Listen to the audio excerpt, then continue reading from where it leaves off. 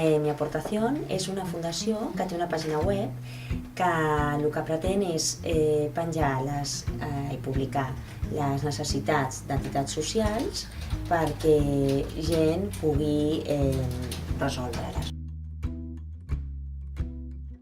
Vam veure que hi havia molta gent amb ganes d'ajudar, però a vegades és difícil saber a qui i a què en concret. No? És fàcil poder fer una donació genèrica amb una ONG genèrica, però si vols realment ajudar amb aquesta família o amb aquest nen o amb aquesta mare, doncs a vegades no saps ni a qui ni a què. No? Petites necessitats, molt concretes, personalitzades en la medida del possible, és a dir, tu ajudes a la Maria que té un fill el que necessita ajuda per pagar el material escolar, o ajudes a la família de la Pepita perquè no pot arribar a pagar el lloguer. Hi ha tres tipus de necessitats. Necessitats econòmiques, que és el que deia, no? Sempre són petites i concretes.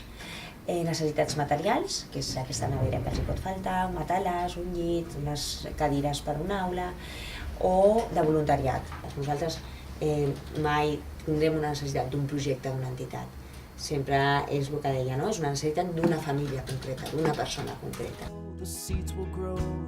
Vaig inscriure com a Reina Maja i llavors el que va passar és que, clar, jo no tenia ni idea de com anava la cosa, només sabia que li regalaria alguna cosa a una persona gran i estava una mica a l'espera que m'enviessin un mail o que em diguessin com es podia fer. Un dia vaig arribar a casa a finals de novembre, tenia una carta de los Reyes Majos i res, vaig obrir, m'ho explicaven tot superbé, o sigui que en això realment ho fan molt bé.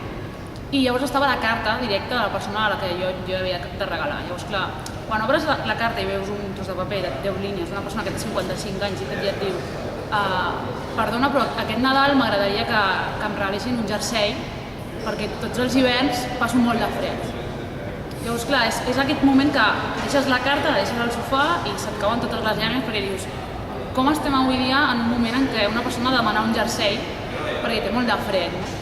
Llavors, després a Facebook vam publicar les fotos de quan s'havien donat els regals, no? Vaig veure la persona que jo li havia regalat, com obria el regal i tal, i la cara de felicitat, d'ajuda, no? I per mi va ser molt gratificant. Llavors, és una mica que li dius, li estàs comprant un jersei perquè no se't passi fred, però també li estàs dient que algú es preocupa d'ell, que hi ha gent a la societat que sí que està intentant ajudar, que té un futur, que hi ha esperança. Llavors, com no que siguem aquí, oh, soy meravellosa, jo estic fent superbé, però una miqueta, doncs igual canviem una mica les coses.